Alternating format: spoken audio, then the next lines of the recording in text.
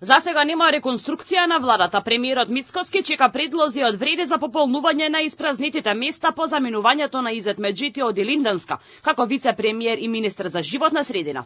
Во општина Чаир, известно е дека Беким Сали ќе го наследи вице-премиерското место. Министерство плюс вреди нема да добие. Тоа не значи дека ќе има ресор повеќе.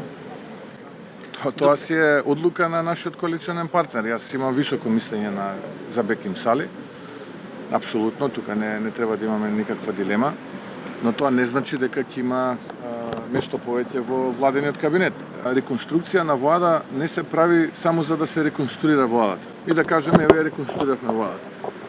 Пред било кој потек да се повлече, треба добро да се размисли дали тоа ново кадровско решение кое што би дошло ќе биде подобро од претходното. Јас сум подготвен со сите чинители на владата да седнам и да разговарам, да ги слушнам нивните идеи, но повторно ќе кажам, мандатар на владата сум јас.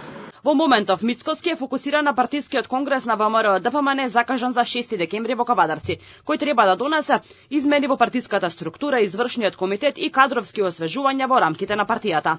Паралелно со тоа, во фокусот на владата ќе бидат и реформите во правосудството.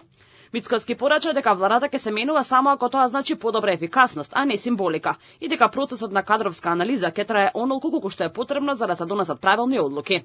Реконструкција како реконструкција нема да значи ништо ако реконструираме некој и донесеме после, како што тоа беше пракса во минатото.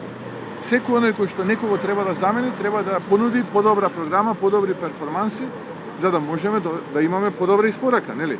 Со над 80% освоени општини на последните избори, владата, како што вели Мицкоски, има комотно мнозинство и време за анализа, а не за брзи чекори.